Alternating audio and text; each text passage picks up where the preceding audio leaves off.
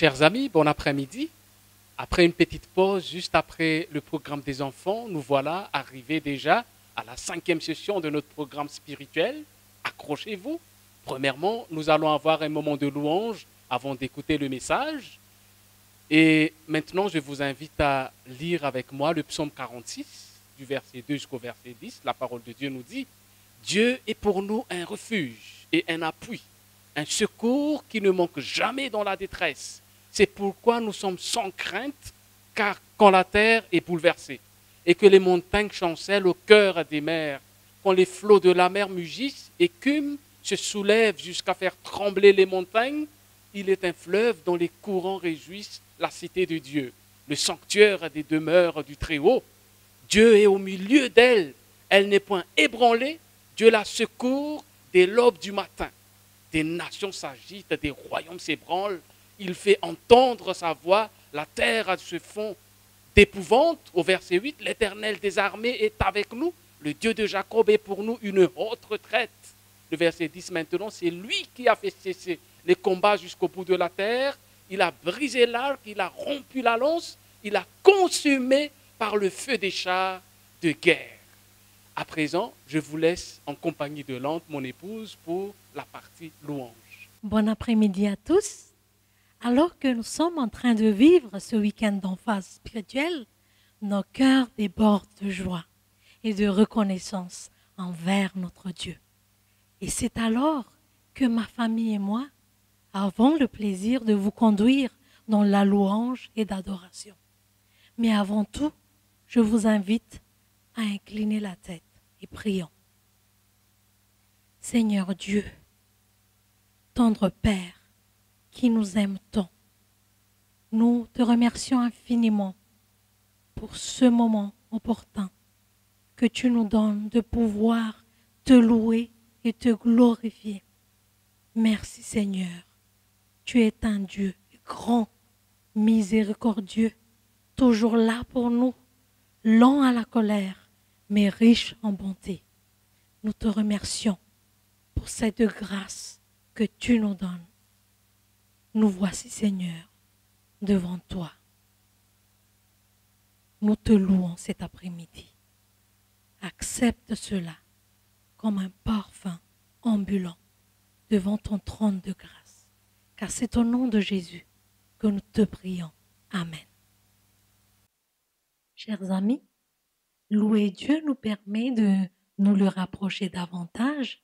Cela nous inspire à mieux connaître sa grandeur ainsi que ses œuvres envers nous. Louer Dieu aussi nous permet de grandir dans la foi, avoir plus d'espérance et du courage pour faire face à la vie. L'évangile de Luc nous raconte la naissance de Jésus.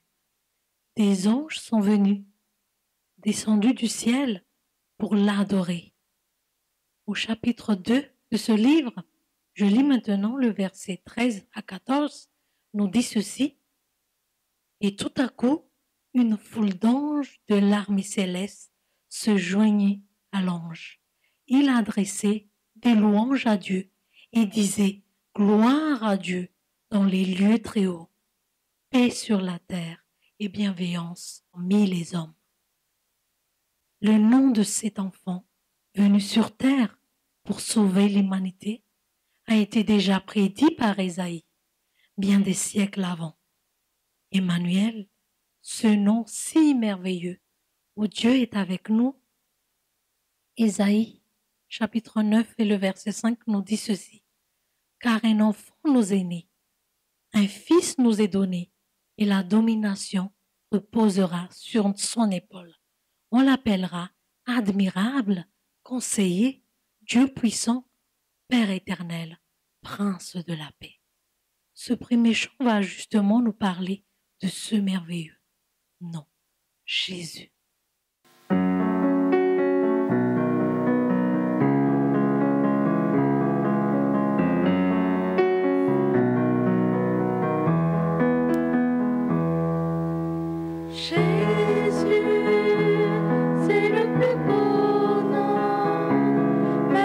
Sauveur, Seigneur de gloire,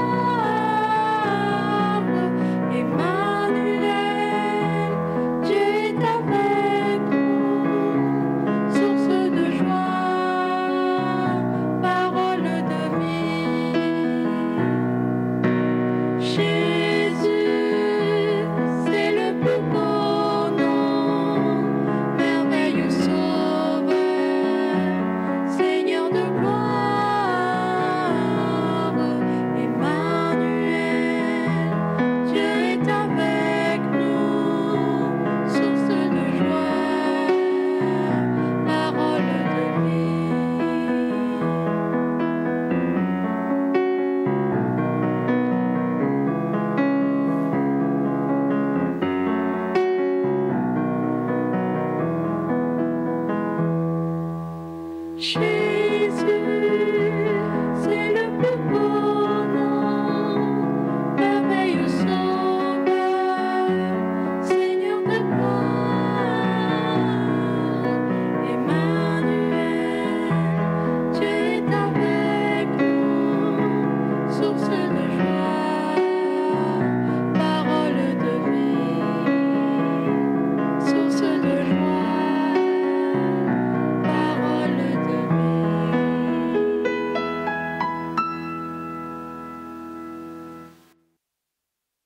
Pendant nos cheminements avec Dieu, nous l'avons vu agir dans notre vie. À travers ses actes, nous avons appris à mieux le connaître. Peut-être même, nous avons pu réaliser des miracles dans nos vies et nos familles.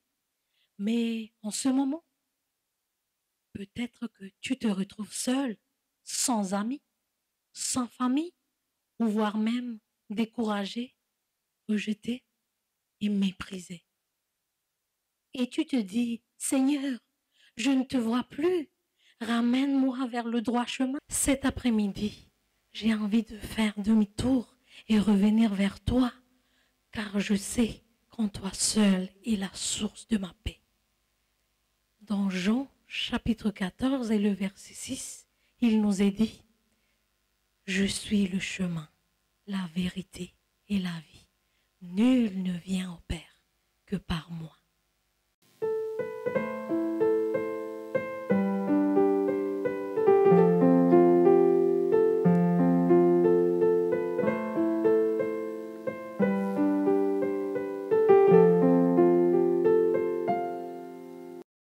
Votre monte poété dans s'aliment sans la grâce abandonnée,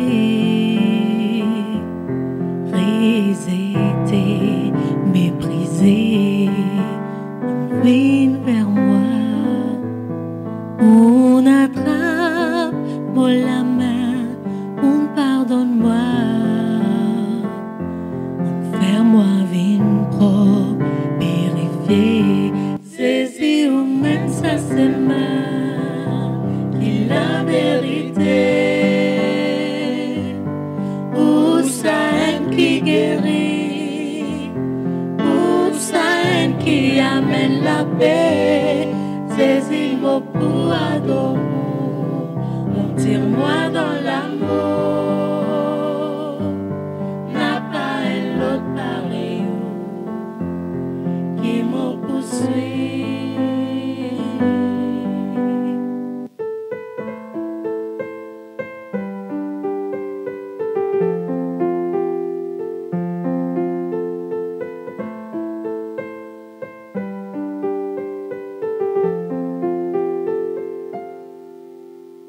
Saisis aux paroles les puissants, les fermes au lycée. Et licence-moi jour après jour, Seigneur. On dire-moi les pas plus faciles, renonce-moi la vie. Pour une prise emplie, pareil, saisis ou même sa semaine, qui la vérité.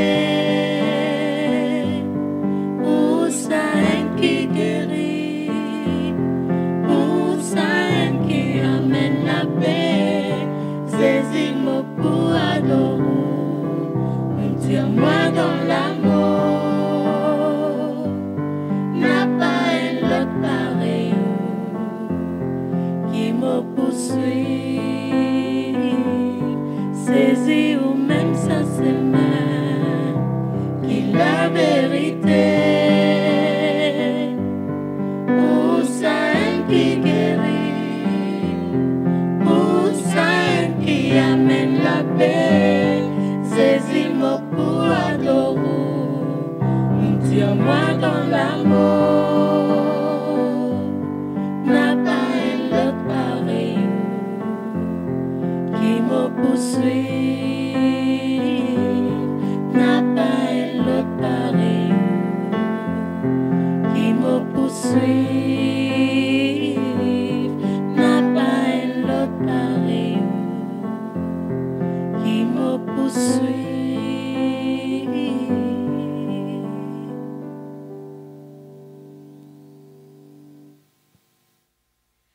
Suivre le Christ et son chemin, persévérer jusqu'au bout, n'est toujours pas facile, n'est-ce pas? Mais rien n'est impossible avec notre Dieu. Surtout, ne t'arrête pas. Certes, il peut y avoir des épreuves, de la tribulation en chemin, des maladies et des animaux féroces ou des dangers même, mais Dieu a une belle promesse pour toi. Dans Jean, chapitre 14 et le verset 1 à 3, nous dit ceci. Que votre cœur ne se trouble point. Croyez en Dieu et croyez en moi. Il y a plusieurs demeures dans la maison de mon Père. Si cela n'était pas, je vous l'aurais dit.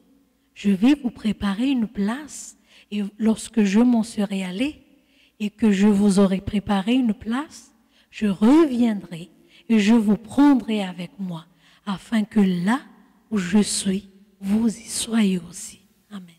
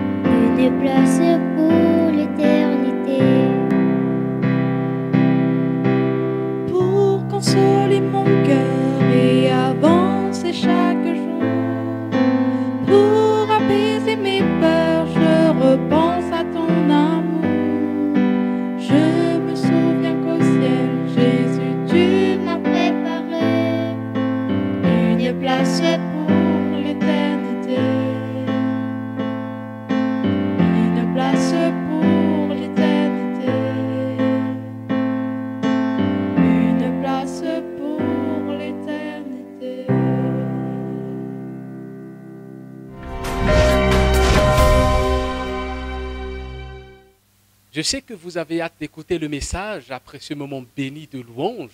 C'est un plaisir et un grand privilège pour moi de vous introduire celui qui va délivrer la parole de Dieu cet après-midi. C'est quelqu'un que nous connaissons déjà. D'ailleurs, il est mauricien. Il a débuté son ministère à Maurice. Il était déjà président de la fédération, puis président d'Union par la suite. Et avant d'être là où il était à la division en ce moment, responsable associé du département de la gestion chrétienne de la vie à la conférence générale. Il s'agit du pasteur Aniel Barr, Maria Micheline, et ensemble, ils ont un fils qui s'appelle Adam.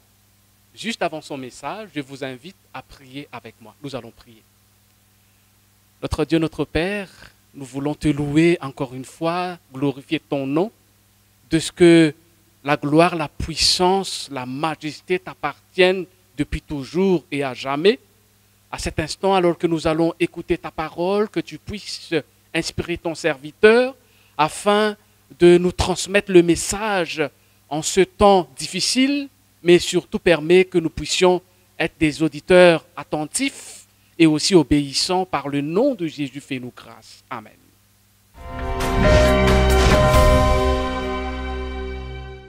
Chers frères et sœurs, chers jeunes de Maurice et de Rodrigue, bonjour et bon sabbat. Je suis reconnaissant envers le diocèse adventiste de Maurice pour cette opportunité qui m'est donnée de participer à vos côtés pour ce week-end de réveil et de réforme. Récemment, je lisais un article qui avait pour titre « Le confinement m'a fait réfléchir ». Je crois que tous nous pouvons nous identifier avec ces mots. Le confinement m'a fait réfléchir. En sortant de notre routine quotidienne, nous disposons de plus de temps pour réfléchir. Notre équilibre journalier étant bousculé, nous ne sommes plus en pilotage automatique, nous réfléchissons davantage pour avancer. Les dangers, menaces et autres incertitudes activent notre instinct de survie et nous entraînent sur le chemin de la réflexion. Le confinement me fait réfléchir. Fait intéressant, plusieurs de ces moments de réflexion sont des exercices d'introspection. On prend le temps pour s'examiner soi-même. Sans nous en rendre forcément compte, nous sommes en train de mettre en pratique le conseil de l'apôtre Paul aux chrétiens de Corinthe. 1 Corinthiens, le chapitre 11, verset 28, que chacun donc s'examine lui-même. Deuxième lettre, au chapitre 13, verset 5, examinez-vous vous-même. On examine nos habitudes et pratiques dans plusieurs aspects de notre vie. Est-ce que je mange correctement? Est-ce que je fais suffisamment d'exercice? Suis-je un bon mari, une bonne épouse, un bon père, une bonne mère? Que dois-je faire de différent à l'école ou à l'université? Comment booster ma carrière professionnelle? Y a-t-il une décision importante que j'ai reportée jusqu'ici? On s'interroge soi-même. Et le croyant que nous sommes se pose inévitablement d'autres questions. Est-ce que je passe suffisamment de temps dans la prière et l'étude de la Bible? Y a-t-il des comportements que je dois corriger qui ne sont pas en accord avec la parole de Dieu? Suis-je en train de témoigner, de partager la bonne nouvelle au mieux de mes capacités? Question pertinente. Et vous avez d'autres questions qui vous sont propres. Dans la majorité des cas, ces exercices d'examen de soi se terminent par des décisions, des résolutions, et j'espère par des moments de prière. Le confinement nous fait réfléchir, c'est un fait. Que se passera-t-il au moment du déconfinement que nous attendons avec impatience? Qu'adviendra-t-il de nos décisions et résolutions? Le déconfinement sera-t-il synonyme de nouveau départ ou d'endurcissement? C'est le sujet de notre réflexion. Prions. Seigneur, enseigne-nous par ton esprit. Amen. Salomon, l'homme sage, nous prévient d'une situation alarmante qui se produit bien trop souvent. Nous lisons dans Proverbes, le chapitre 28, le verset 11, « Comme un chien retourne à ce qu'il a vomi, l'homme stupide reproduit sa folie. » Il emploie ici une image forte. Un chien retourne à ce qu'il a vomi pour choquer son auditoire et ses lecteurs, pour les emmener, pour nous emmener à réagir. Salomon reconnaît la facilité avec laquelle les humains oublient leurs décisions et résolutions et retournent à leur ancienne pratique ou non-pratique. C'est l'étonnant pouvoir des habitudes. Nous savons tous du sort qui est généralement réservé à nos résolutions de nouvel an. Qu'adviendra-t-il de nos décisions et bonnes habitudes acquises pendant le confinement, une fois que les portes seront grandes ouvertes? Pour nous accompagner cette réflexion, je vous propose de revisiter avec moi un passage connu des Écritures, les derniers jours des Israélites en Égypte avant le grand départ. Moïse et Aaron se rendirent chez le Pharaon pour lui faire part de la demande du Seigneur. Au lieu d'y répondre favorablement, le roi décida de durcir le traitement réservé aux esclaves hébreux. Face à cette situation, Moïse cria à l'Éternel et Dieu intervint en faisant subir au Pharaon et à l'Égypte une succession de crises connues comme les plaies d'Égypte. J'aimerais qu'on s'attarde un moment sur la réaction du Pharaon. Première plaie. L'eau du Nil est changée en sang. Situation gênante pour le roi. Mais il resta insensible à la demande de Moïse et aux instructions de Dieu. Ces magiciens parvinrent eux aussi à changer l'eau en sang. Donc, ce qui se passe n'a rien d'extraordinaire à ses yeux. Et la situation ne le dérangeait pas outre mesure, puisque selon Exode, le chapitre 7, le verset 24, tous les Égyptiens creusèrent aux environs du fleuve pour trouver de l'eau à boire, car ils ne pouvaient pas boire de l'eau du Nil. L'eau changée en sang, c'est un inconvénient, certes, mais il existait des alternatives. Il n'y a pas lieu de s'alarmer. À la deuxième plaie, l'arrivée des grenouilles, les choses prennent une tournure différente. Les magiciens essaient, mais ne purent pas faire apparaître des grenouilles. Et ensuite, il n'y a pas moyen pour contourner la situation. C'est du sérieux. Les grenouilles sont partout. Il n'y a aucun endroit où aller pour les échapper. Cette situation fait réfléchir le Pharaon. Et après quelque temps, il revint à de meilleurs sentiments.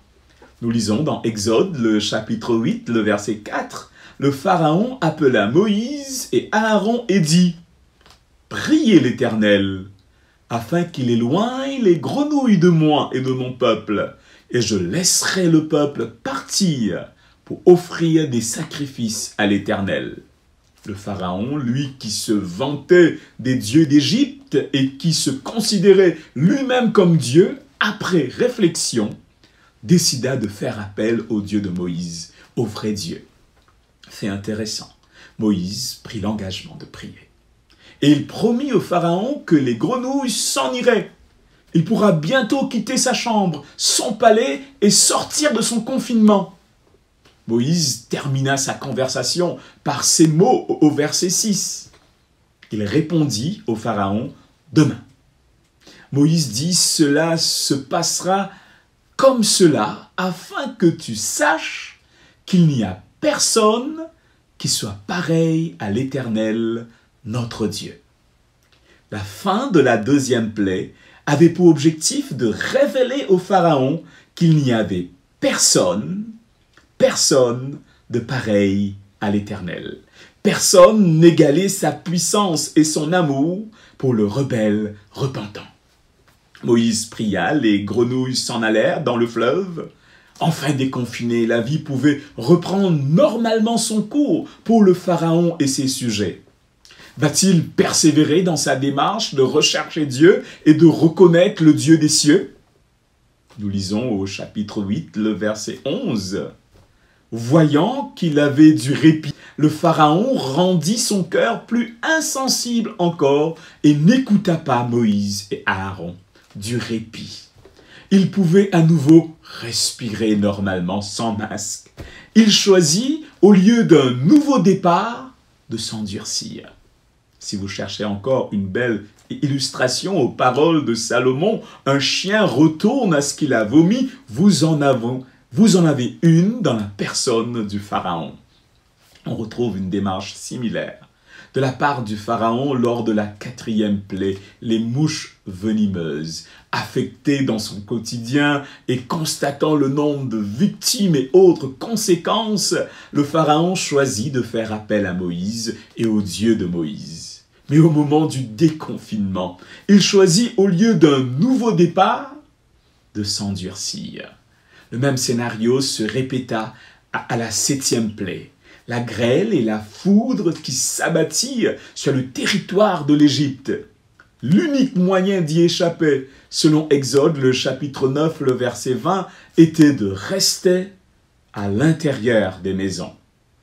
En réaction à cette nouvelle crise, le Pharaon entra en lui-même et choisit la repentance. Nous lisons au chapitre 9, les versets 27 et 28, le Pharaon fit appeler Moïse et Aaron et leur dit « Cette fois-ci, j'ai péché. C'est l'Éternel qui est juste, et mon peuple et moi, nous sommes coupables. Priez l'Éternel pour qu'il n'y ait plus de coups de tonnerre ni de grêle, et je vous laisserai partir, on ne vous retiendra plus. » Dieu exauça à la prière du Pharaon. Mais une fois sorti de la crise, déconfiné, nous découvrons sa réaction aux versets 34 et 35.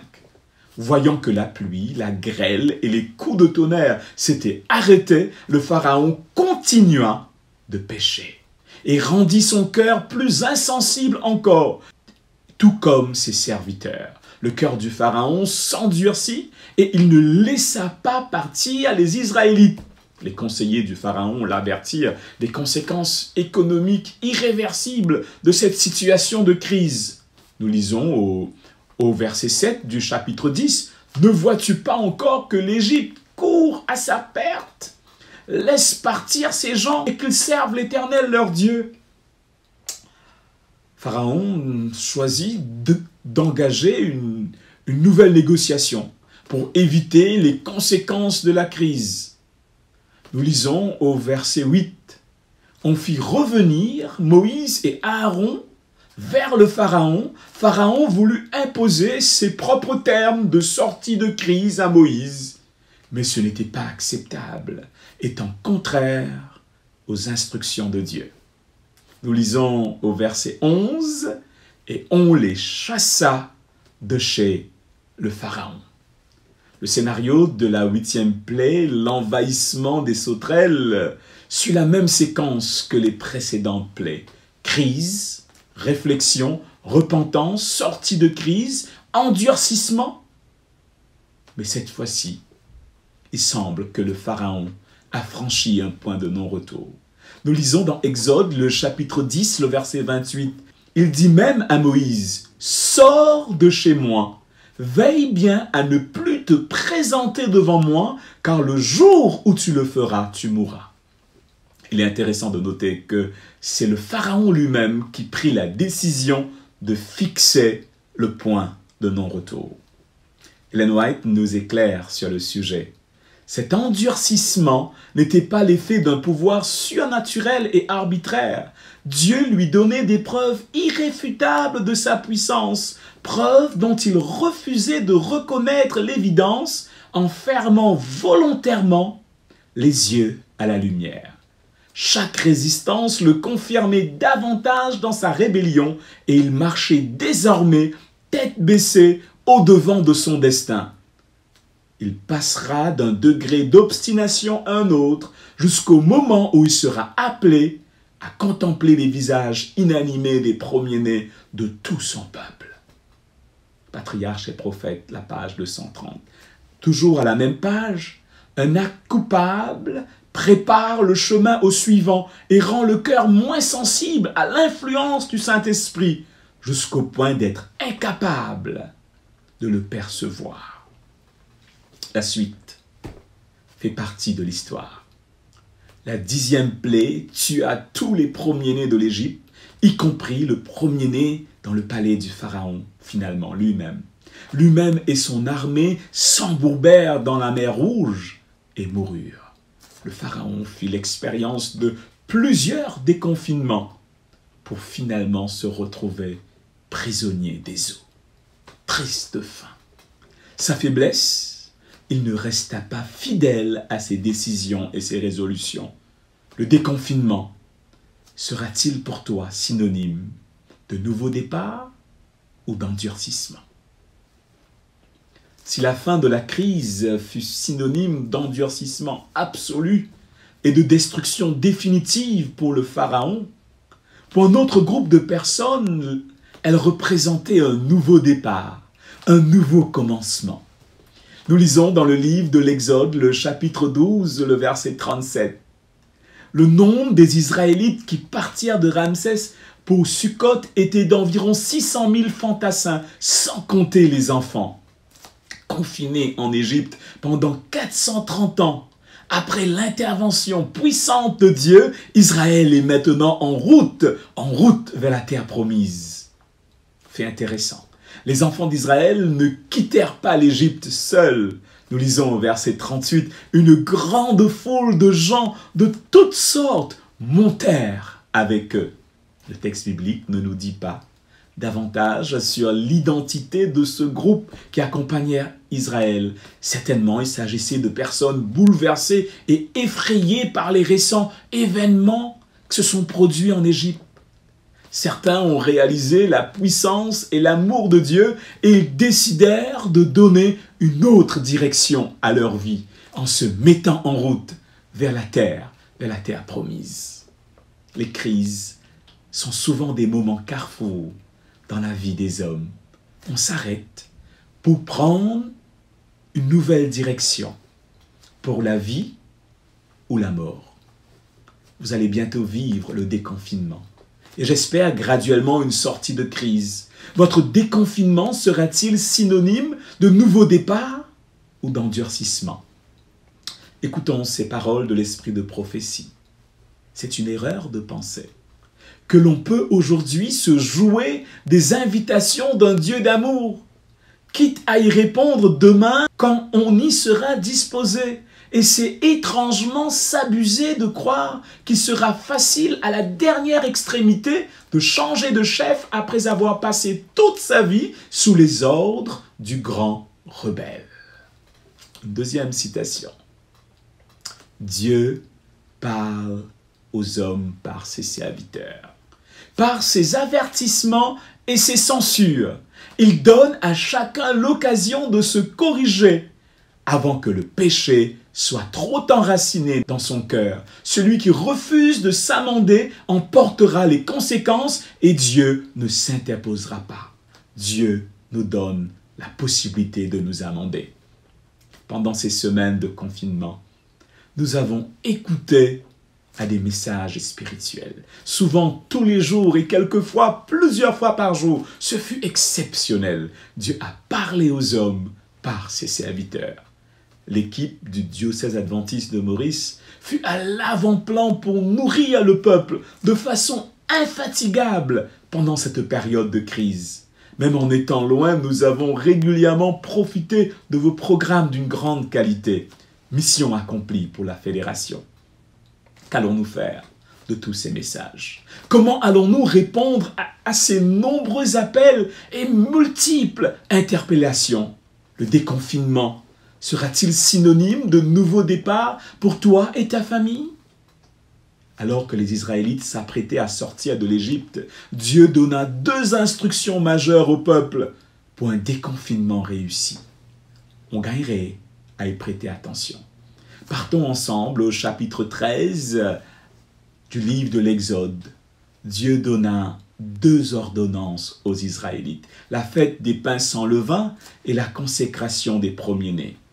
Ces 2 événements vont désormais ponctuer la vie des Israélites et leur serviront d'aide-mémoire pour qu'ils s'en souviennent. Nous lisons au chapitre 13, le verset 8, « Tu diras alors à ton fils, c'est en mémoire de ce que l'Éternel a fait pour moi lorsque je suis sorti d'Égypte. » Le danger, c'est d'oublier. C'est d'oublier comment Dieu nous a portés pendant la crise jusqu'au jour du déconfinement. Je vous encourage, en tant que famille, d'établir votre rituel, de choisir un objet ou une photo qui vous rappellera la grâce de Dieu pour vous pendant cette pandémie.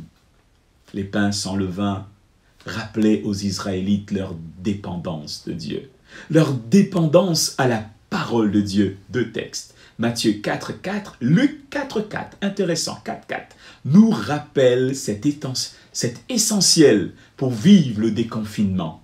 Jésus répondit, « Il est écrit, l'homme ne vivra pas de pain seulement, mais de toute parole qui sort de la bouche de Dieu. » Ellen White fit ce commentaire au sujet de la signification de la célébration de la Pâque et de la fête des pains sans levain.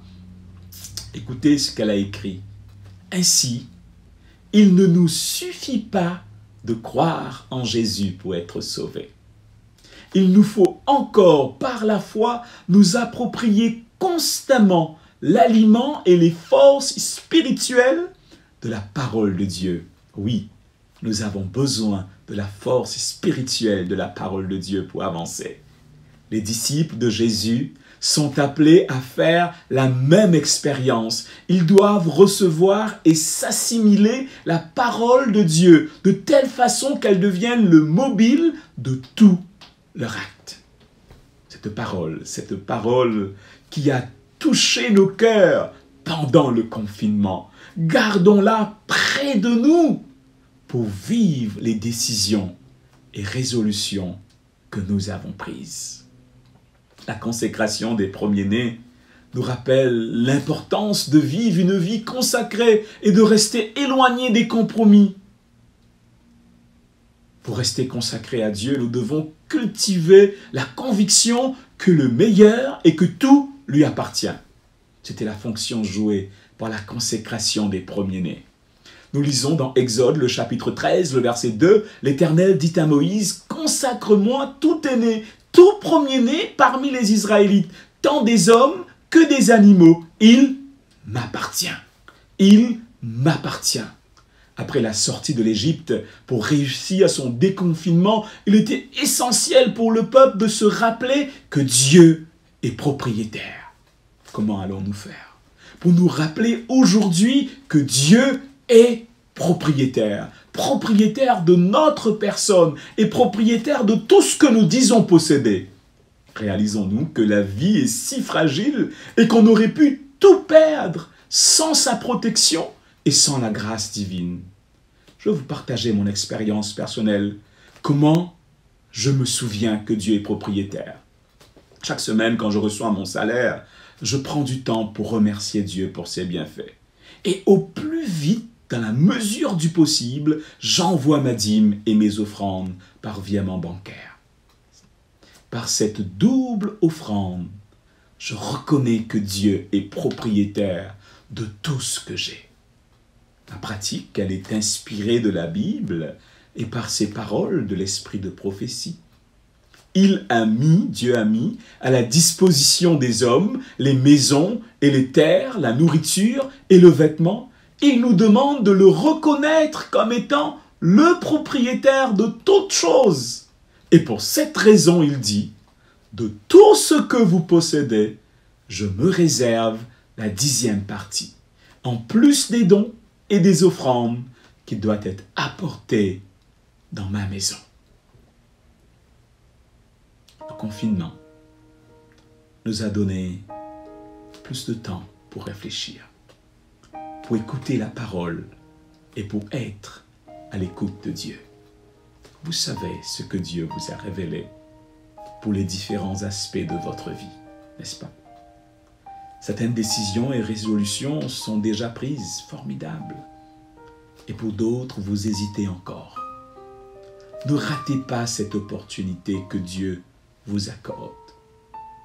Que se passera-t-il après le déconfinement, lorsque le nouveau normal se mettra en place? Tu as peut-être certaines appréhensions, la peur de faire marche arrière. J'aimerais te laisser cette assurance. Le déconfinement peut devenir un véritable nouveau commencement pour toi. Celui qui t'a conduit jusqu'ici veut te porter pour l'après, pour t'aider dans ton cheminement. Rappelle-toi des 2 essentiels que nous avons appris de l'histoire d'Israël. Se fortifier chaque jour de la parole, le pain de vie. Reconnaître que Dieu est propriétaire. Parce qu'il nous a créés, sauvés en Jésus et protégés du Covid-19. Choisis de te consacrer, de te reconsacrer chaque jour et de lui consacrer ce qu'il t'a confié.